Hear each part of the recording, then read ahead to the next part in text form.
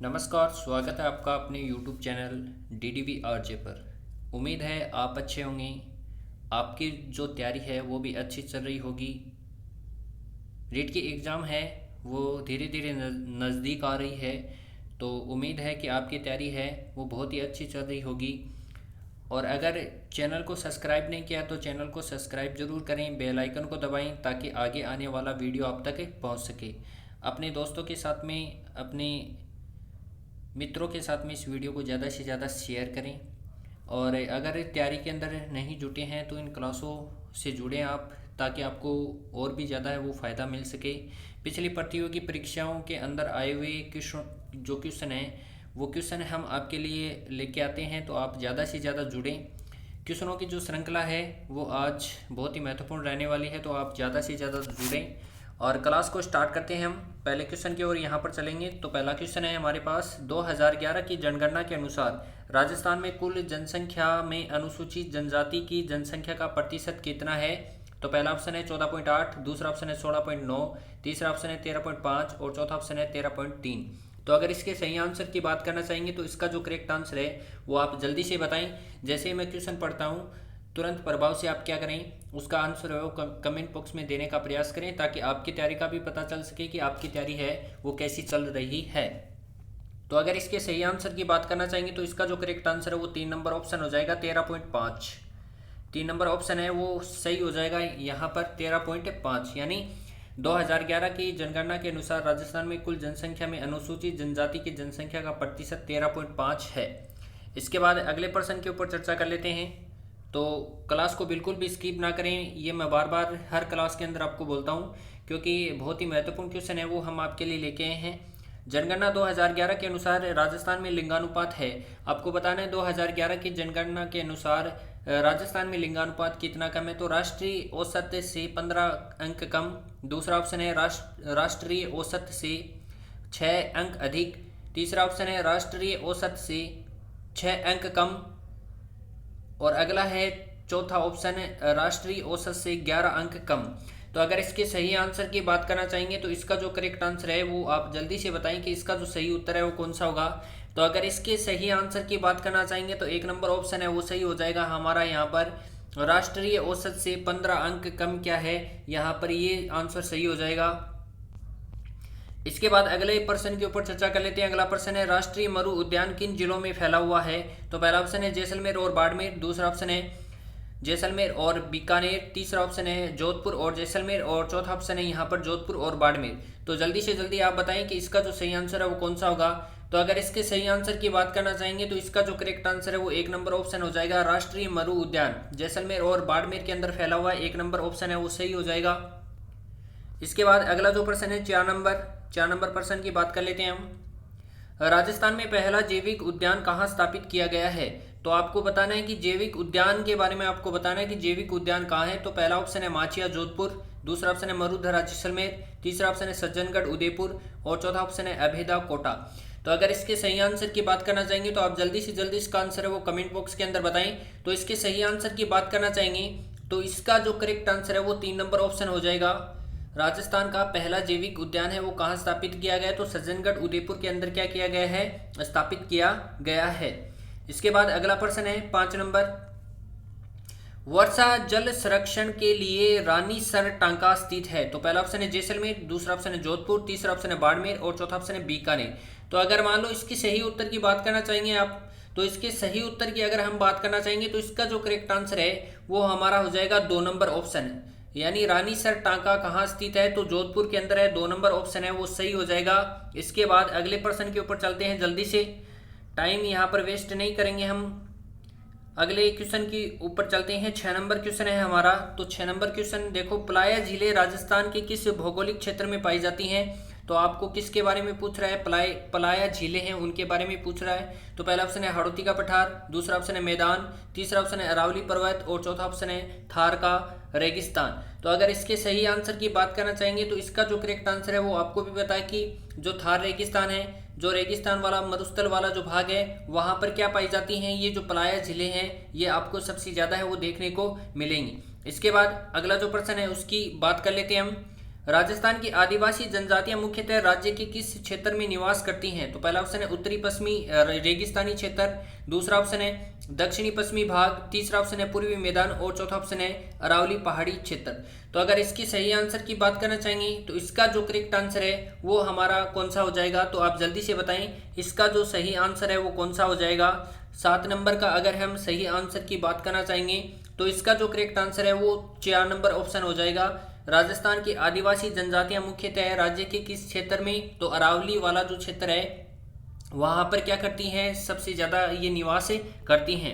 इसके बाद अगला प्रश्न है विंध्यन क्षेत्र किसका हिस्सा है? तो पहला ऑप्शन है दक्षिणी पूर्वी राजस्थान पठार, दूसरा ऑप्शन है माही बेसिन, तीसरा ऑप्शन है दक्षिणी अरावली पर्वतमाला और चौथा ऑप्शन है उत्तरी अरावली पर्वतमाला।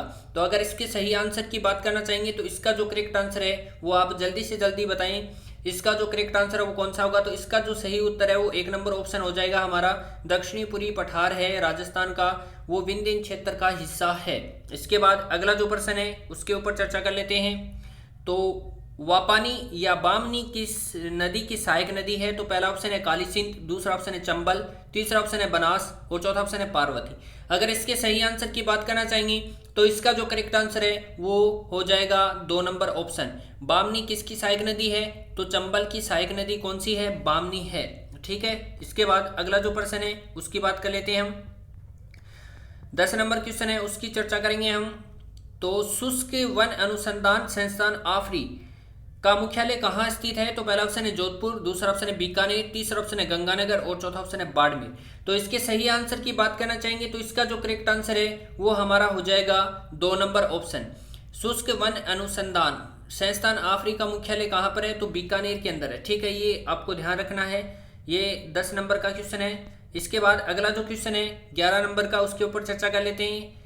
कांगड़ की घटना किस प्रजामंडल आंदोलन में घटित हुई थी? तो पहला ऑप्शन है जयपुर प्रजामंडल, दूसरा ऑप्शन है बीकानेर प्रजामंडल, तीसरा ऑप्शन है कोटा प्रजामंडल, चौथा ऑप्शन है झालावाड़ प्रजामंडल। अगर इसके सही आंसर की बात करना चाहेंगे तो इसका जो करेक्ट आंसर है वो 1 नंबर ऑप्शन हो जाएगा जयपुर प्रजामंडल। कांगड़ की घटना है वो जयपुर प्रजामंडल के अंदर क्या होती है? घटित होती है। इसके बाद अगला प्रश्न है हमारा। तो बिना रुके हम नॉन स्टॉप क्या करेंगे, इन क्वेश्चनों को देखेंगे और इनका जवाब है वो आपको जल्दी से जल्दी क्या करना है, कमेंट बॉक्स के अंदर देना है। तो इस प्रश्न की अगर हम बात करेंगे, हमारा प्रश्न है प्रश्न नंबर 12। इस प्रश्न की बात कर लेते हैं। राजस्थान का चौथा बाघ अभ्यारण्य में अधिसूचित किया गया है? तो पहला ऑप्शन है बूंदी, दूसरा ऑप्शन है रामगढ़, तीसरा ऑप्शन है मुकंदरा और चौथा ऑप्शन है कुंभलगढ़। तो अगर इसके सही आंसर की बात करना चाहेंगे तो इसका जो करेक्ट आंसर है वो कौन सा हो जाएगा? तो इसके करेक्ट आंसर की बात करना चाहेंगे तो इसका जो सही उत्तर है वो 2 नंबर ऑप्शन हो जाएगा। 2 नंबर ऑप्शन हो जाएगा रामगढ़। इसके बाद अगला जो प्रश्न है उसके ऊपर चर्चा करेंगे हम। कोपेन के जलवायु वर्गीकरण में BWHW जलवायु क्षेत्र की कौन सी विशेषता है? तो पहला ऑप्शन है आर्द्र और गर्म, दूसरा ऑप्शन है कम वाष्पीकरण, तीसरा ऑप्शन है शुष्क एवं गर्म परिस्थितियां और चौथा ऑप्शन है कम बारिश और ठंडी जलवायु परिस्थितियां।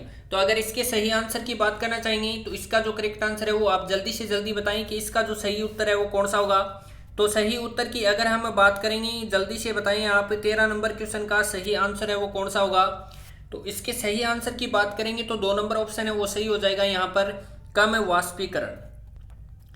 इसके बाद अगला प्रश्न है उसकी चर्चा कर लेते हैं। सेवण घास किस जिले में व्यापक रूप से उगती है? बहुत ही आसान क्वेश्चन है। आप क्या कर सकते हैं, इसका जवाब है वो कमेंट बॉक्स में ज़्यादा से ज़्यादा दे सकते हैं। बहुत ही सरल क्वेश्चन है। पहला ऑप्शन है बाड़मेर, दूसरा ऑप्शन है बीकानेर, तीसरा ऑप्शन है जैसलमेर और चौथा ऑप्शन है हनुमानगढ़। तो अगर इसके सही आंसर की बात करना चाहेंगे तो आप जल्दी से बताएं कि इसका जो करेक्ट आंसर है वो कौन सा होगा। तो सही उत्तर की बात करेंगे तो 3 नंबर ऑप्शन है वो सही हो जाएगा जैसलमेर। सेवण घास है वो किस जिले में? तो जैसलमेर जिले के अंदर व्यापक रूप से क्या है, उगती है। 3 नंबर ऑप्शन है वो सही हो जाएगा हमारा यहाँ पर। इसके बाद अगला प्रश्न है हमारा 15 नंबर प्रश्न की चर्चा करेंगे हम। राजस्थान में चने का सबसे बड़ा उत्पादक जिला कौन सा है? तो पहला ऑप्शन है हनुमानगढ़, दूसरा ऑप्शन है चूरू, तीसरा ऑप्शन है गंगानगर और चौथा ऑप्शन है बीकानेर। अगर इसके सही आंसर की बात करेंगे तो इसका जो करेक्ट आंसर है वो 3 नंबर ऑप्शन हो जाएगा गंगानगर। तो आपको ध्यान रखना है गंगानगर है वो चने का सबसे बड़ा उत्पादक क्या है, जिला है। 3 नंबर ऑप्शन सही हो जाएगा। इसके बाद अगले प्रश्न के ऊपर चर्चा कर लेते हैं। पूर्वी सिरोही में कम ऊंचाई खड़ी और उबड़ खाबड़ स्थलाकृति वाली सबसे पश्चिमी रिज को क्या कहते हैं? तो पहला ऑप्शन है गिरवा, दूसरा ऑप्शन है माल खेराड़, तीसरा ऑप्शन है देसरो और चौथा ऑप्शन है भाकर।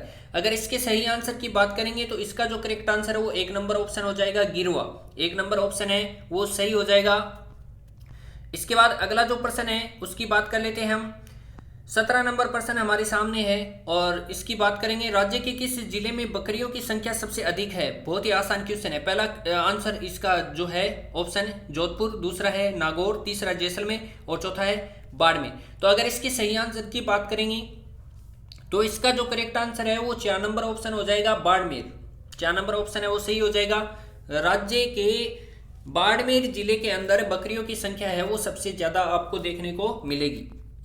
इसके बाद जो हमारा 18 नंबर क्वेश्चन है उसकी बात कर लेते हैं हम। मावट किस फसल के लिए लाभदायक नहीं है? यहां पर नहीं पूछा है। तो पहला ऑप्शन है गेहूं, दूसरा ऑप्शन है जौ, तीसरा ऑप्शन है मक्का और चौथा ऑप्शन है सरसों।